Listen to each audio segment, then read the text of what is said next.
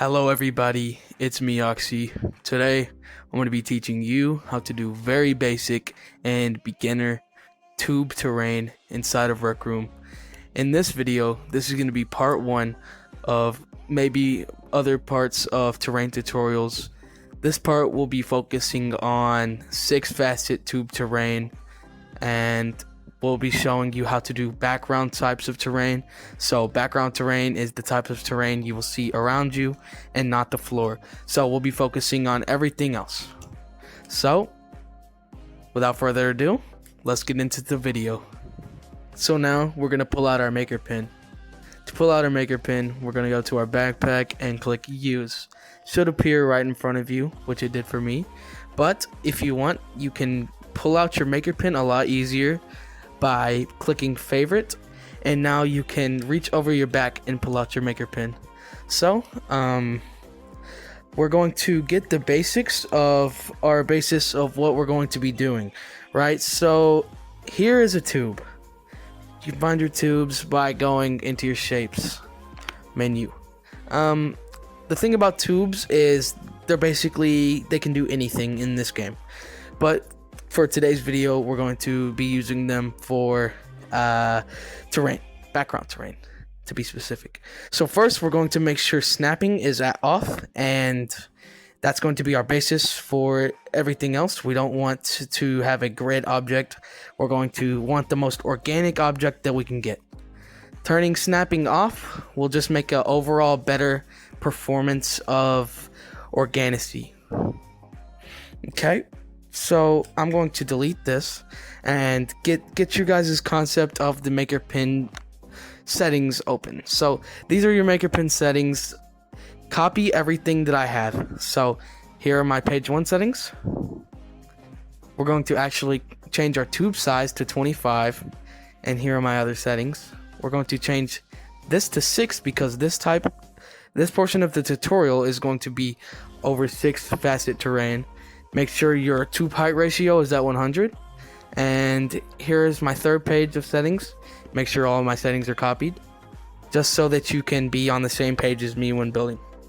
Okay, so now we have our 6 facet tubes. 6 facets, as you can see, have 6 sides. 1, 2, 3, 4, 5, 6.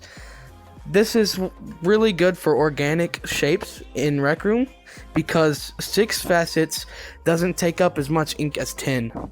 So 6 is the highest facet point you can go to without using 10 facets, which 10 facets takes more ink. And you want to have as much ink savings as you can when making terrain, because terrain isn't very vital when walking around. So now we're going to get to the concept of layering done. So what I'm going to do is I'm going to make sure upscaling is on in my settings. So self-scaling is on, and you're going to make sure you're on 25 centimeter tubes, and we're just going to get started with the concept of layering. So what layering is you're just going to have yourself a kind of base shape that you're going to be proportionizing your terrain around. So I like to just use the tactic of just going up and just kind of giving it some angles and some curves. And this is called layering. You usually want to get your bottom half started before you actually go up here, because your bottom half is very important, because that's what you're going to be seeing from down below. So you're just going to want to give yourself a good shapes, and you can play around with it like you want, and you're just going to keep on layering. As you can see, this kind of looks good because it's very, I guess, flat, and it's very smooth, as they say. It's a very smooth type of terrain. 4 facet is what you'd use for very rocky type of edgy terrain, but this is going to be for hills. So 6 is best used for hills and kind of smooth type of terrains. Well, now that you have your concept of layering, we're going to get started building our terrain. So we're going to bust out our colors. So we're going to go back to shapes, and I usually use dirt as my foundation material, and I will use other materials for colorings and for other colors just to mix well with each other. So now I'm going to use the Peridot color. Peridot, sorry if I'm saying it wrong, but it's this green. Smooth tubes on, and we're just going to set our foundation. I'm going to upscale, manipulate this how I like it. I'm going to make this longer because my portion over there is longer than just this side. So I'm just going to use that same layering technique that I showed you to get myself a terrain fixture that I like.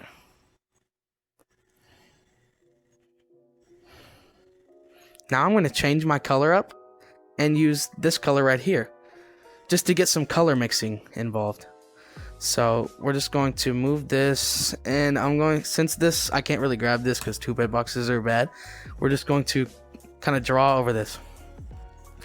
You should have something like mine, but not all terrain is the same. And, just know that when building. So I'm going to actually change my material just to get some other materials mixed in. So I like using particle board because particle board has little particle shapes. I don't know if you can see those, but it has little particle shapes, and they mixed really well with other types of terrain. So I'm just going to go back and select dirt, and then I'm going to go back to my original color, which is Peridot, and I'm just going to color out here with the green just to make it match with all of the other materials. We're going to want to get ourselves a very roundish looking bottom because this is going to be what players see the most. So you're just going to kind of try to angle this off as much as you can to get as much detail involved as possible. So as you can see, it's looking pretty good right now. We're just going to add some more colors throughout. So we're going to go back to this other color and just kind of layer it.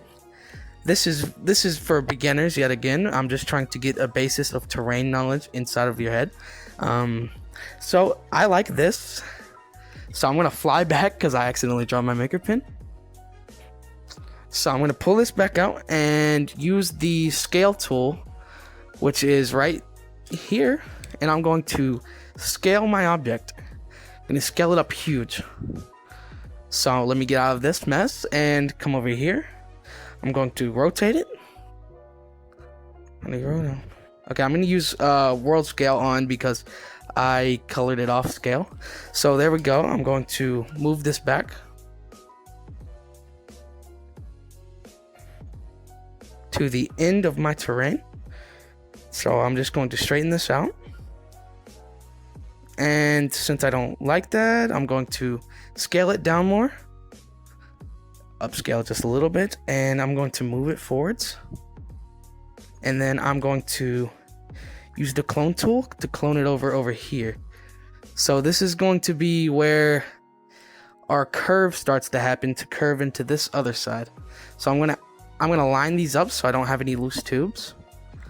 Okay, I like that. And then I'm just going to clone this over here and do the same thing with this side.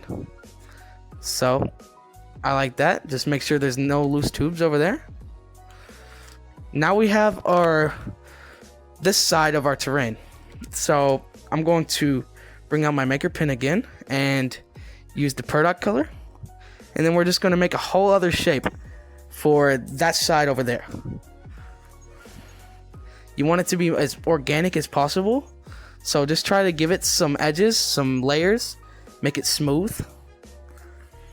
So I'm just going to keep on doing this using our layering technique. And I'm going to switch up some colors. So let me switch up.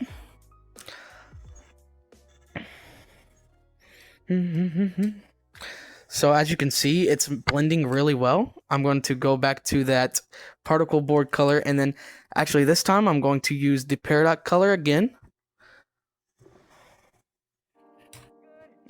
Alright, so I'm just going to mix them and blend them. The blending gives it the detail that you want. So I'm going to move this back more. Okay, so there's a loose tube sticking out there. So I'm just going to go back to my sand material, or my dirt, sorry. I'm going to go back to my dirt material and just even these out. So I really like that shape. So I'm going to use this one. I'm going to scale this up. Okay, so scale this up into an appropriate size. Don't make it so much bigger than your other side. You don't want that. So now I have my move tool. I have all those selected. I have my move tool. Sorry, that was edit. I have my move tool, and I'm just going to move this down to my bottom. Make sure it's at the bottom. Okay. I'm gonna scale this up a little more because I feel like it's a little too small. Gonna move this back. Move it over. Okay, now I'm gonna clone this and put it over here. Now I'm gonna clone it again, put it right here. I clone this up, put it back here using layering again. You don't have to layer one tube, it can be many. And I'm just gonna use that same layering technique.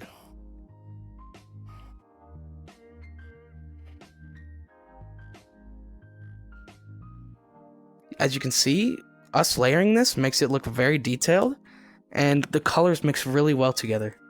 So what I'm going to do is I'm just going to use my select tool. I'm just going to select these sides, and then I'm just going to use the clone tool and invert them backwards so that our terrain is the same over here and over there. So now I'm going to draw my maker pen, select this side, this whole side, by holding my trigger down.